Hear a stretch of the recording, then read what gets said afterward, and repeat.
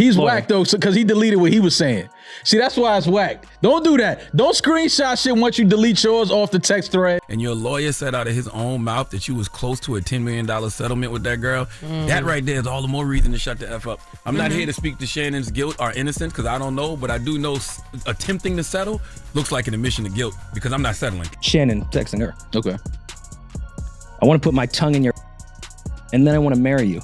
This is still her. Yeah. They want you to be embarrassed. They want you to start losing money. They want you to start doing that so they feel like that you will settle out and you'll be forced to settle out. And she had begged him to not put it in her behind, but he didn't listen. And she says that she doesn't care what their history is. No means no, right?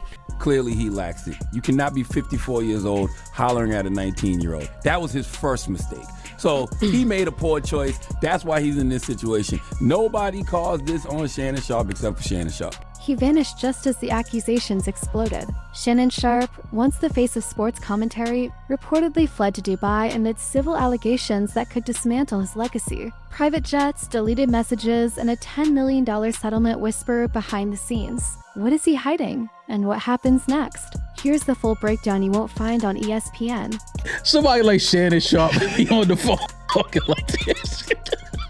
In a stunning twist that has sent shockwaves across both the sports world and entertainment media, legal representatives connected to Shannon Sharpe have reportedly confirmed discussions surrounding a potential multi-million-dollar settlement, specifically nearing $10 million with one of the individuals named in the civil suit just before the explosive allegations became public.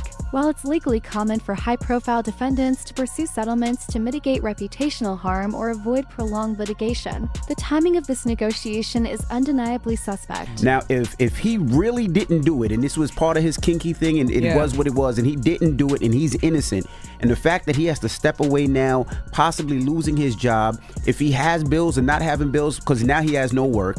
A settlement of this magnitude, especially in the early stages of a case, can be interpreted as a move to circumvent deeper inquiry or public scrutiny, rather than an outright denial of wrongdoing. Although settlements are not legal admissions of guilt, public perception doesn't often differentiate, especially when such large sums are involved. This development raises a pivotal question. If Sharpe had absolutely nothing to hide, why not fight the claims outright in court instead of pursuing a quiet resolution with such a hefty price tag? They want him to be embarrassed. They want him to feel away. Because what's going to happen, he's going to be like, you know what, F all this, let me just settle out on the side.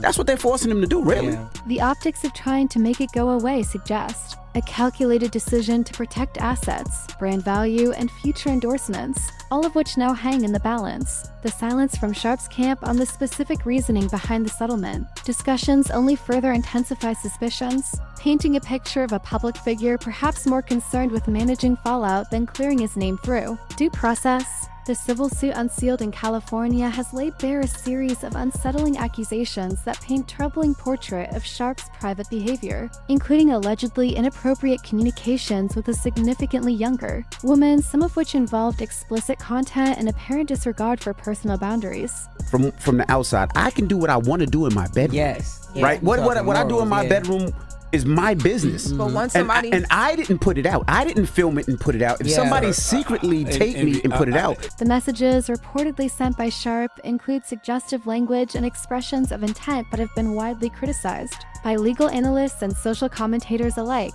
Notably, some of these messages were allegedly deleted by Sharpe himself, a move that only amplifies questions around transparency and accountability. This act of erasure implies an attempt to obscure critical evidence or sanitize his digital footprint, which in the context of a civil complaint can be viewed as damaging to his defense. The case does not currently involve criminal charges, yet the content of the complaint is severe enough to inflict significant reputational harm. When viewed through the lens of public morality, the notion of a 54-year-old man engaging in such exchanges with a 19-year-old woman raises red flags about power dynamics and professional boundaries.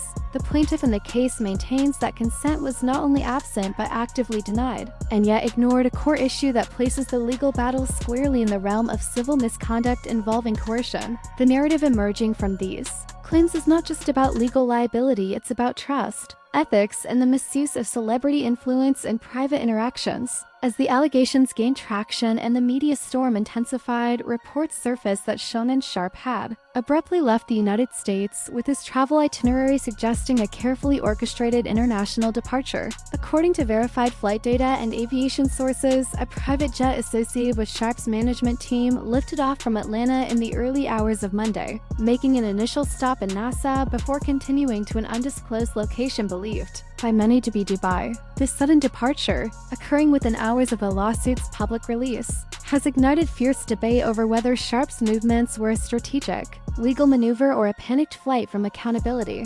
Some insiders claim his legal advisors urged him to leave the country to avoid media ambush and provide space for crisis management, while others argue it signals an attempt to evade the court of public opinion and possibly the courtroom itself. The optics of disappearing so quickly under these circumstances are damning, especially when paired with the silence and the lack of any public explanation. The move has resurrected comparisons to other high-profile figures who fled jurisdictions amid legal turmoil, and though no criminal charges have been filed, Sharpe's vanishing act is now central to the narrative. Regardless of motive, this exit has reshaped the public's perception of the case from a civil dispute to something far more ominous and evasive. The civil filing itself outlines a deeply disturbing sequence of events that allegedly took place between 2021 and 2023, spanning multiple cities and involving post-event gatherings hosted by Sharpe, where alcohol in private settings blurred the boundaries of consent. The plaintiffs, both of whom work in event production, claim they were invited to exclusive, after-hours gatherings in hotel rooms and suites under the pretense of professional networking, only to find themselves in situations where Sharpe allegedly leveraged his celebrity status to assert control. The term coercive intimacy, repeatedly used in the legal documents, describes a dynamic where consent is not explicitly refused, but where the imbalance of power renders genuine agreement impossible. This phrase, while legally strategic, casts a wide net inviting interpretation from both the courts and the public. The allegations suggest that Sharpe's fame created an environment where not was not just difficult to say, but difficult to enforce, and where the consequences of rejection were implicitly understood. The documents also note that top-shelf alcohol and emotional manipulation were allegedly used to lower inhibitions and push boundaries. These claims, while not criminal, are serious enough to threaten long-term professional fallout and raise ethical questions about how celebrity culture can blur lines that should remain clear. With these accusations now public, Sharpe's past behavior in similar professional settings is likely to be re-examined through a much harsher lens. The release of the court documents triggered an immediate and widespread reaction online, with #Sharpe allegations trending within hours and dominating social discourse far beyond the sports world. In response, Sharpe issued a short 3-sentence denial on his X account, categorically rejecting the claims and labeling the lawsuit as fabricated. However, the digital silence that followed spoke volumes for a figure known for his outspoken commentary and daily presence across social media platforms.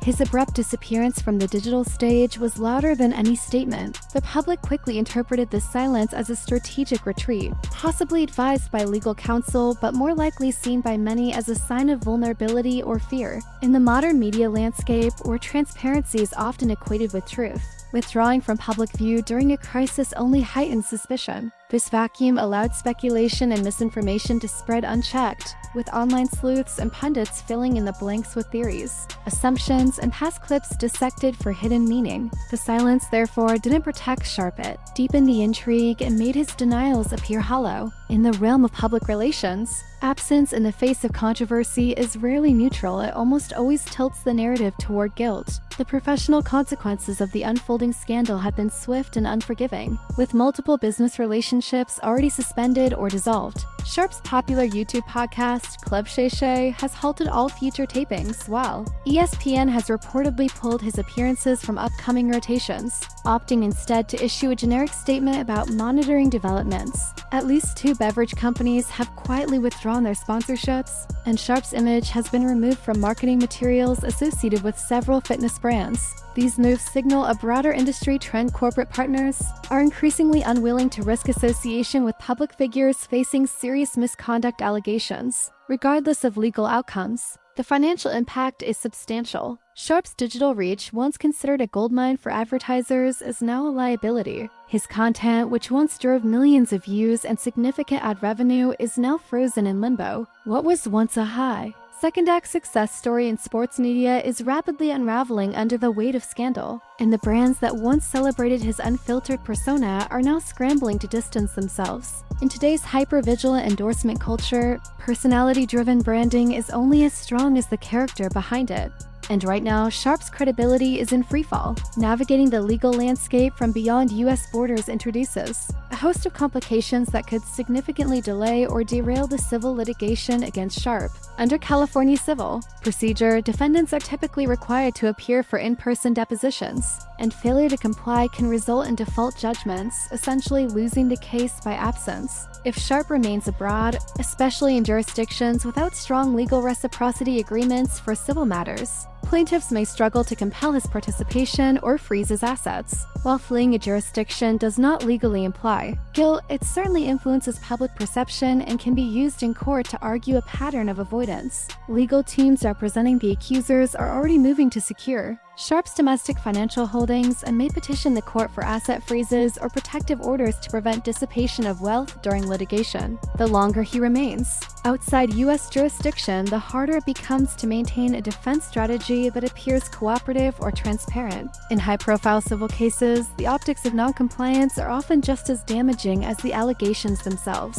The legal chess game now unfolding is likely to span months, if not years, and every move Sharpe makes from abroad will be scrutinized for signs of either strategy or surrender. The ripple effects of this controversy have begun to fracture Sharpe's standing among peers, supporters, and the broader sports community. While some fans remain steadfast in their loyalty, citing his years of charitable work and mentorship, others are drawing comparisons to previous scandals involving celebrity misconduct and calling for equal accountability. Archived podcast clips and interviews where Sharpe once joked about intimate topics are now being reevaluated in a far less forgiving light, stripped of their humorous framing and reinterpreted as possible red flags. Former colleagues and friends in the sports world have offered only muted responses, some issuing vague statements, others reportedly avoiding comment altogether. A biographical documentary project chronicling Sharpe's journey from rural Georgia to global stardom was abruptly shelved, with production companies citing creative redirection, a thinly veiled euphemism for reputational risk management. This pattern of distancing from colleagues, sponsors, and media entities suggests that even within his closest circles, confidence in Sharpe's future viability is wavering. The court of public opinion is notoriously swift and unforgiving, and in Sharpe's case, it appears to be closing in fast. What was once a story of personal triumph is now being reframed as a cautionary tale.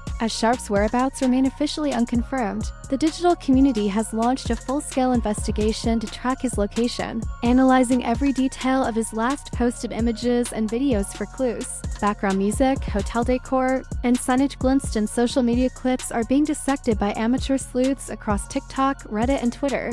Several believe he is in Dubai, while others argue he may be hiding in parts of the Caribbean. This crowdsourced manhunt underscores how celebrity privacy has become nearly impossible to maintain in the digital age. While the core of the controversy is rooted in serious legal claims, public attention has shifted to the spectacle of Sharpe's disappearance, turning a civil lawsuit into a global game of cat and mouse. This shift in focus is both a distraction and a symptom of modern media culture where narrative momentum often overtakes substance. Nevertheless, the attention ensures that the story remains front and center, placing relentless pressure on Sharpe and his legal team. In a world where every move is time-stamped and geotagged, hiding in plain sight becomes a losing strategy, and every hour of silence only deepens the mystery and suspicion. The future for Shannon Sharpe remains shrouded in uncertainty, and the broader implications of his situation reflect a cultural shift in how misconduct alleged or confirmed is handled in the public sphere. Legal experts note that even if Sharpe emerges victorious in court, the damage to his public image may be irreversible. In today's era of instant backlash and zero-margin media optics, reputation often suffers beyond repair long before any legal verdict is rendered.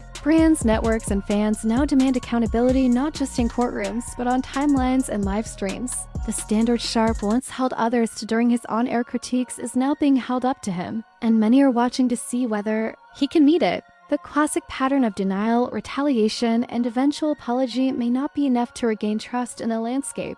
where forgiveness is scarce and attention spans are short. If more accusers come forward, the fallout could accelerate exponentially. For now, Sharpe's silence, his alleged escape to Dubai, and the legal cloud hanging over his empire serve as stark reminders. In the modern age, even icons can fall, and when they do, they fall fast, hard, and very publicly.